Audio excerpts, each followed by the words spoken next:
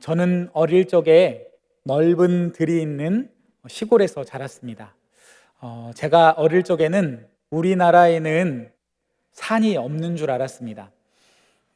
그게 얼마나 어리석은 생각인지 조금 자라서 그리고 차를 타고 조금 다른 지역으로 조금만 이동해도 우리나라는 산이 정말 많더군요. 넓은 들을 가면 그래서 옛날 그 어린 추억들이 따뜻한 추억들이 생각나서 마음이 포근해지고 또 마음에 여유가 생기게 하는 것 같습니다. 어린 시절을 생각하면 이렇게 저를 따뜻하게 하는 기억들도 있지만 또 저를 힘들게 하는 기억들도 있습니다. 그 중에 한 가지가 바로 학교 가는 것이었습니다. 시골에 살던 저는 멀리 떨어져 있는 할아버지가 다니던 또 아버지가 다니던 그 학교를 다녀야 했기에 멀리 떨어진 길을 걸어가야 했습니다. 지금처럼 차가 있어서 부모님들이 데려다 주지 않고 그냥 걸어서 갔던 길입니다. 성인이 되어서 그 길을 한번 걸어가 보니까 40분 정도가 걸리더라고요. 그러니 어린 나이에 좋기 1시간은 걸렸을 시간인 것 같습니다. 그 긴 시간을 걸어가야 했기에 학교 가기가 무척 힘들었던 그런 기억이 있습니다. 특별히 비가 올 때면 그 길은 포장돼 있지 않던 길이었기에 진흙으로 변했고 또 아무리 장화를 신고 걷는다 해도 하나였던 신발이 2개, 3개 그렇게 무거움을 가져다 주는 게 그 비포장 도로가 걷는 그 길이었습니다. 아마 제가 유치원 때였던 것 같습니다. 반쯤 그 비가 오는 날, 그날도 비가 오고 있었는데요. 반쯤 그 거리를 걸어가고 있는데 그만 발을 잘못 디뎌서 넘어지고 말았습니다. 밀가루 반죽을 한 면에 붙이듯이 머리부터 발끝까지 제가 진흙 범벅이 되어버렸습니다. 그 상태 그대로는 학교에 갈 수 없기에 저는 울면서 다시 집으로 돌아갔습니다. 그런데 어떻게 된 건지 집에 도착했는데 바로 달려 집에 들어갈 수가 없었습니다. 담 밑에서 부모님을 지켜보았습니다. 부모님께서는 일할 채비를 하시고 계셨는데 그때 그 마음이 그 짧은 시간이 얼마나 길게 느껴지던지요. 아마도 혼날까봐 무서웠던 것 같습니다. 왜 그렇게 무엇이 창피했는지 그렇게 창피했던 것 같습니다. 그때 그 담벼락 밑에서 숨어서 지켜보던 그 콩닥콩닥 뛰던 그 가슴이 아직도 생생하게 기억이 납니다. 잠깐 한번 사진을 볼까요? 잘 보이시나요? 제가 유치원 1회배도 유치원을 졸업한 사람입니다. 저게 졸업 사진입니다. 예, 우리는 살아가다가 정말 부끄러운 일을 많이 당하지요. 잠깐 그 사진도 다음 사진도 보여주세요. 우리가 어디 부끄러운 일 당하면은 이렇게 합니다. 어디든지 숨고 싶고 쥐구멍에라도 들어가고 싶은 마음이죠. 우리는 그럴 때이면 나 벌거벗은 것 같아 라고 말을 하곤 하는 것 같습니다. 가장 부끄러운 때가 남 앞에서 벌거벗었을 때, 그때를 우리는 말하지 않을까 생각하게 됩니다. 벌거벗은 사람, 남 앞에서 벌거벗는 그 마음이 얼마나 부끄럽고 얼마나 피하고 싶을까요? 오늘 말씀에도 벌거벗은 사람의 이야기가 나오고 있는데요. 본문 13절 말씀을 함께 합독하여 읽도록 하겠습니다. 13절 말씀 같이 읽겠습니다. 지으신 것이 하나도 그 앞에 나타나지 않음이 없고 우리의 결산을 받으실 이의 눈앞에 만물이 벌거벗은 것 같이 드러나느니라. 아멘. 지으신 것이 하나도 감추어 준 것이 없다고 합니다. 그 어떤 누구도 어떤 만물도 그 앞에서 감출 수가 없다고, 꾸밀 수가 없다고 말합니다. 마치 벌거벗은 것 같이 다 드러나게 된다라고 말하고 있습니다. 무엇이 이렇게 하나님 앞에서 우리를 이렇게 낱낱이 드러내놓고 있을까요? 벌거벗은 자처럼 하나님 앞에 낱낱이 드러내고 있을까요? 본문 12절 말씀을 함께 읽어보겠습니다. 12절 말씀 같이 읽겠습니다. 하나님의 말씀은 살아있고 활력이 있어 좌우에 날선 어떤 검보다도 예리하여 혼과 영과 및 관절과 골수를 찔러 쪼개기까지 하며 또 마음의 생각과 뜻을 판단하나니. 아멘. 다름 아닌 하나님의 말씀이 우리의 삶을, 우리의 마음을, 우리의 깊은 곳에 있는 것까지도 낱낱이 살펴서 하나도 드러나지 못하는 것이 없도록 그렇게 낱낱이 드러나게 하신다라고 말씀하고 있습니다. 본문 12절 말씀에서 하나님의 말씀에 대해서 서술하는 하나님의 말씀인데, 특별히 세 가지 동사에서 주의해서 보았으면 좋겠습니다. 하나님의 말씀을 설명할 때 우선 살아있다라고 말하고 있습니다. 두 번째 동사는 활력이 있다, 즉 운동력이 있다라고 말하고 있습니다. 세 번째 동사는 예리하다라고 말하고 있습니다. 즉 하나님의 말씀은 살아 있습니다. 하나님의 말씀은 운동력이 있습니다. 하나님의 말씀은 예리합니다 라는 말씀이 오늘 말씀입니다. 우선 살아있다는 말씀이 어떤 말씀일까요? 우리는 카페에 가서 커피를 마시기를 즐겨하지요.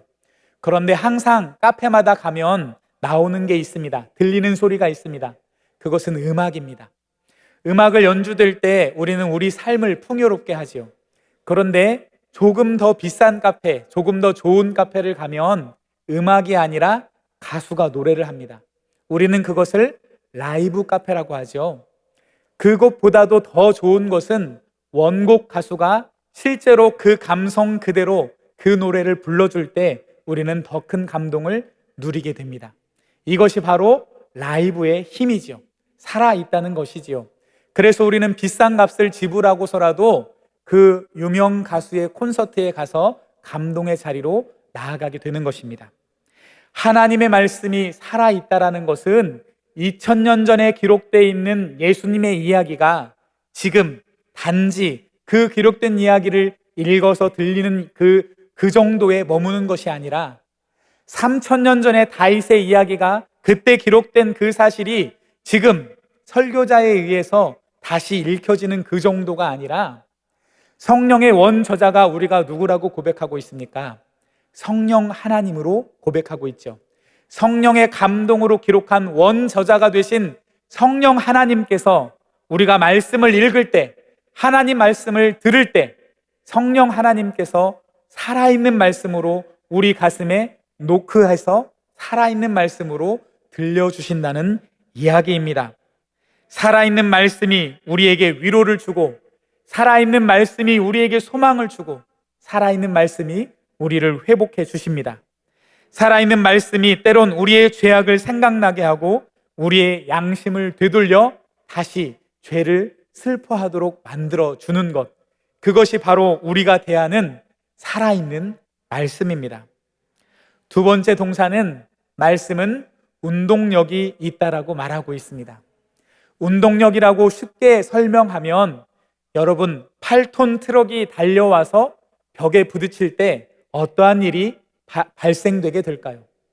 수많은 그 달려왔던 운동력의 에너지가 곳곳에 나타나는 것처럼 하나님 말씀이 우리 가슴에 부딪혀 올 때 가만히 있는 것이 아니라 큰 에너지로, 큰 능력으로 우리 가슴에 일하게 된다라는 것입니다.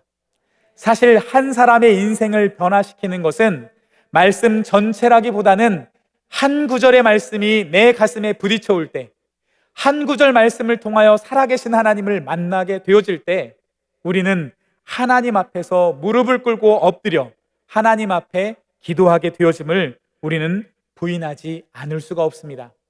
이렇게 말씀은 가만히 그냥 멈추어 있는 말씀이 아니라 우리 가슴에 부딪혀와 우리 가슴에 무한한 에너지로 힘을 나타내고 있는 능력의 말씀이 되어주고 계십니다.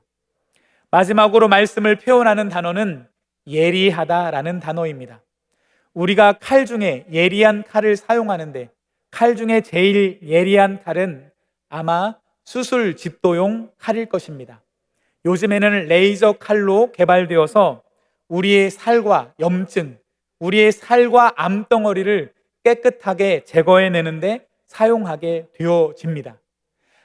마치 하나님의 말씀이 이와 같이 우리의 삶 가운데, 우리의 마음 가운데, 우리의 심령 가운데 역사하여 주셔서 우리의 삶과 죄악을 그렇게 예리하게 찔러 쪼개어 또 예리하게 분리해 주신다라고 말씀은 우리에게 나타내 주고 있습니다. 그러니 그 살아있는 말씀, 능력의 말씀, 예리한 말씀에 우리는 그 무엇도 감출 수가 없습니다. 그래서 우리는 하나님 말씀을 대할 때 하나님 앞에서 벌거벗은 자라고 말씀은 이렇게 표현해 놓고 있습니다. 그래서 때로는 우리는 말씀 앞에 서기를 주저하고 두려워하기도 하는 것 같습니다.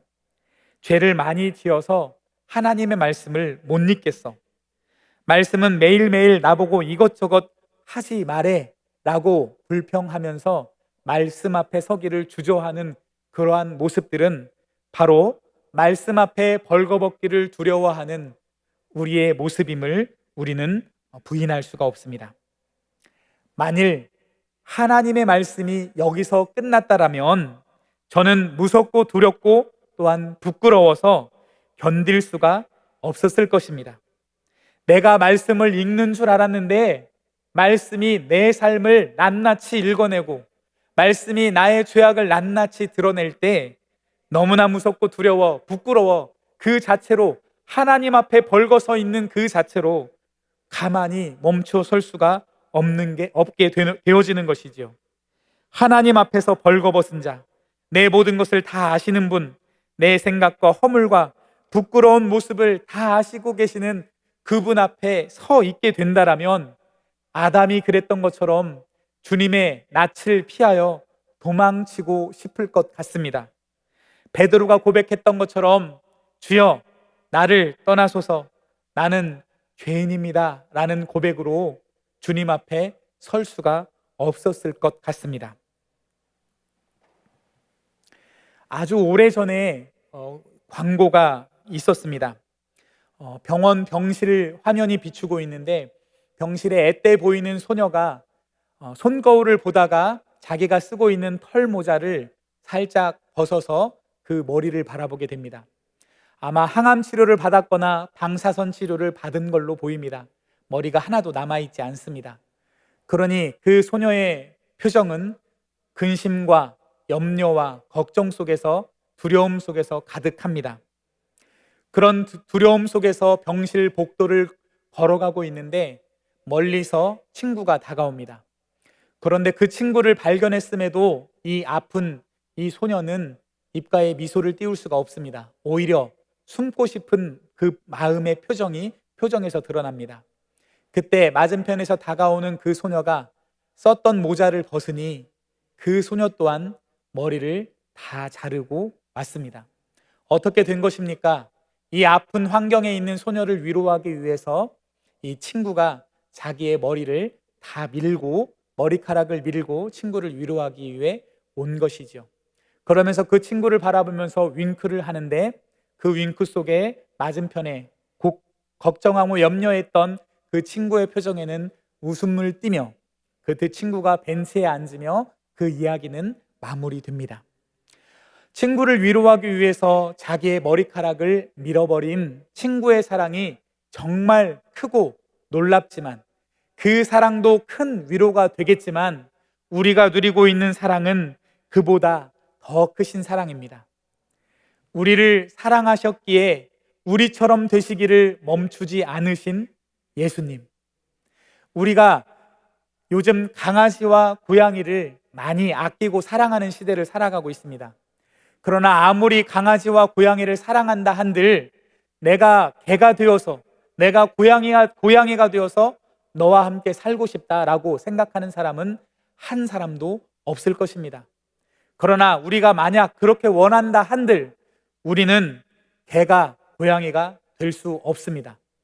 그러나 우리 하나님께서는 우리를 창조하신 하나님께서는 우리를 사랑하시되 우리처럼 되시기를 원하셨고 우리처럼 되시기를 주저하지 않으셨습니다. 우리가 개나 돼지가 되는 것은 창조물 속에서 창조물 속으로의 변화인데 우리를 창조하신 창조주 하나님께서 창조물 속으로 들어오는 사건은 이와는 비교할 수 없는 놀라운 사건입니다. 무한하신 하나님께서 유한한 시간 속으로 들어오는 사건, 영원한 생명 자체이신 그 하나님께서 죽음을 맛보셔야 했던 그 사건, 벌거벗어 부끄러워하는 우리들을 향해서, 벌거벗은 우리를 위해서 십자가상에서 마지막 남아있는 속옷까지 벗어내고 벌거벗어야 했던 그 사랑이, 우리에게 베풀어 주신 그 주님의 사랑임을 우리는 기억해야 합니다. 오늘 본문 15절 말씀을 함께 합독하여 읽도록 하겠습니다. 15절 말씀 같이 읽겠습니다. 우리에게 있는 대제사장은 우리의 연약함을 동정하지 못하실 리가 아니요 모든 일에 우리와 똑같이 시험을 받으신 이로되 죄는 없으시니라. 아멘. 우리의 아픔과 고통을 우리 입장에서 다 동감해 주신다라고 말씀하고 있습니다. 아니, 오히려 동감해 주시기 위해서 우리와 같은 모습으로 오셔서 우리가 당하는 고통, 눈물을, 아니 그보다 더 심한 고통과 눈물을 당하셨음을 오늘 말씀은 우리에게 들려주고 있습니다.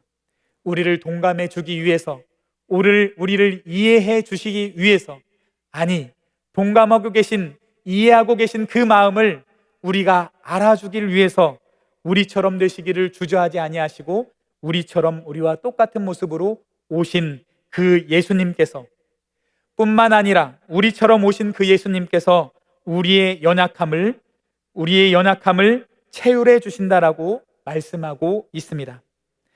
동감해 주시면서, 감당해 주시면서, 함께 아파하시면서 그곳으로 끝나는 것이 아니라 그 아픔을 대신 감당해 주신다라고 말씀하고 있습니다.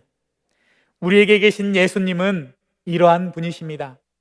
우리의 연약함과 부족함과 추악한 죄악까지도 낱낱이 알아가기를 원하시고, 알고 계시고 이해하시고, 그런 우리를 위해서, 그런 죄악을 감당하기 위해서 이 땅에 오신 예수님입니다. 오늘 말씀은 크게 두 부분으로 나누어 줄 수 있는데요, 앞부분 말씀을 요약하면 하나님의 말씀에 대한 요약의 말씀이, 우리는 하나님 앞에서 벌거벗은 죄인이라라는 말로 요약해 볼 수 있을 것입니다. 하나님의 말씀이 우리를 낱낱이 드러내는데, 그것은 무엇이냐면 우리는 하나님 앞에 벌거벗은 죄인이라는 것입니다. 오늘 말씀의 후반은 예수님은 우리의 연약함을 채울해 주신다라는 말씀입니다. 예수님은 우리의 연약함을 채울해 주십니다. 그러면 이 전반의 말씀과 후반의 말씀, 은혜의 말씀을 연결하는 접속사는 무엇일까요? 우리는 때론 하나님 말씀을 통해서 하나님 말씀을 읽다가 한 문장에서, 또 한 단어에서 은혜를 받기도 합니다. 그리고 또 오늘 말씀에서는 접속사라는 한 단어에서도 하나님의 은혜를 체험하게 되어집니다. 더 쉽게 이해하기 위해서 제가 말을 만들어 왔습니다. 철수는 영희에게 잘못을 했습니다. 영희는 철수를 이해하고 용서해 주었습니다. 그 가운데를 이어주는 접속사는 무엇이 되어야 할까요? 1번은 그러나, 2번은 그러므로. 다시 한번 읽어보겠습니다. 철수는 영희에게 잘못을 했습니다. 그러나 영희는 철수를 이해하고 용서해 주었습니다. 그러나가 맞을까요? 철수는 영희에게 잘못을 했습니다. 그러므로 영희는 철수를 이해하고 용서해 주었습니다. 이 문장이 맞을까요? 당연 그러나일 것입니다.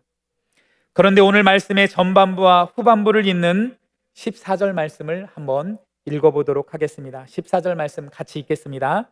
그러므로 우리에게 큰 대제사장이 계시니 승천하시니 곧 하나님의 아들 예수시라. 우리가 믿는 도리를 굳게 잡을지어다. 아멘. 그러므로라고 기록하고 있습니다. 우리에게는 그러나이나 하나님에게는 그러므로입니다. 우리의 연약함을 다 아시고 그리고 이해하십니다. 우리가 죄인을 용서하는 것은 그러나이나 하나님께서 죄인을 용서하시는 것은 그러므로입니다. 그러므로는 우리에게 예수님을 보내 사랑을 베풀어 주시는 사랑입니다. 그러므로의 사랑은 미리 아심과 예정과 이해와 은혜를 나타내고 있습니다. 우리가 자격이 있어서가 아니라 자격이 없음에도 그래도 부어주시는 은혜를 나타내고 있습니다.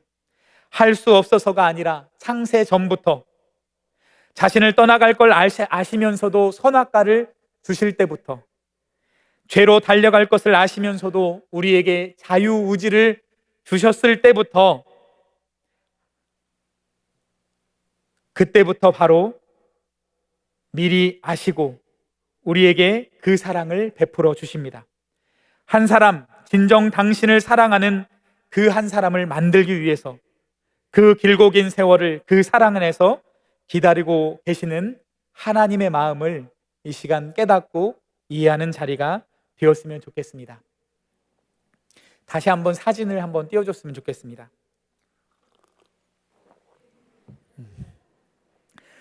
저희 아들 사진입니다. 저 맞은편에는 제가 있습니다. 제가 찍었으니까 그렇겠죠. 저희 아들은 아빠랑 목욕하기를 얼마나 좋아하는지요.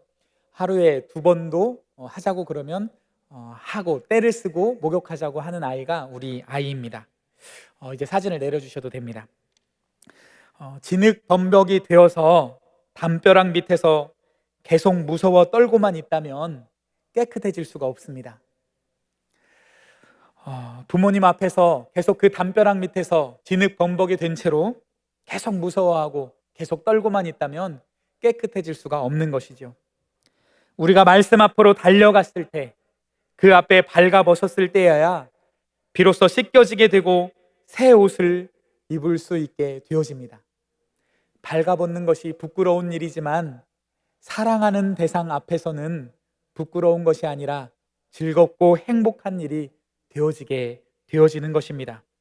발가벗었을 때 우리는 씻을 수 있게 되어지고, 발가벗었을 때 우리는 새 옷을 입게 되어집니다.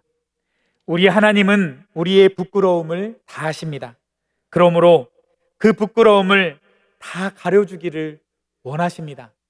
그것을 위해 이 땅에 오셨다라고, 의인이 아니라 죄인을 찾기 위해 이 땅에 오셨다라고 말씀하고 계십니다. 본문 16절 말씀을 함께 합독하여 읽도록 하겠습니다. 16절 말씀 같이 읽겠습니다. 그러므로 우리는 긍휼하심을 받고 때를 따라 돕는 은혜를 얻기 위하여 은혜의 보좌 앞에 담대히 나아갈 것이니라. 아멘. 우리 하나님의 은혜의 보좌 앞에 우리의 힘으로는 나아갈 수 없습니다. 그 은혜의 보좌 앞에 나아갈 수 있는 유일한 방법은 예수 그리스도의 보혈입니다. 그럼에도 불구하고 죄 때문에, 우리의 연약함 때문에 진흙 범벅이 되었다라고, 그것이 창피하다고 두렵다라고 거기서 망설이고 있으면 결코 안 될 일입니다. 죄인이기 때문에, 연약하기 때문에 더 말씀 앞으로 달려가야 합니다. 더 은혜 앞으로, 은혜의 보좌 앞으로 달려가야 합니다. 그래서 우리 자신을 씻어내고 또 씻어내고, 주님 앞에 그 보혈로 씻어내고 주님 주시는 그리스도로 새 옷을 입고, 내가 사는 것이 내가 아니라고 그리스도라고 고백하는 저와 여러분이 되기를 간절히 소망합니다. 그래서 진흙투성이로 살아가는 것이 아니라 매번 주님께로 달려가 깨끗이 씻고 새 옷을 입고 다시금 주님의 자녀로 살아가는 저와 여러분들 되기를 주님의 이름으로 축복드립니다. 함께 기도하도록 하겠습니다.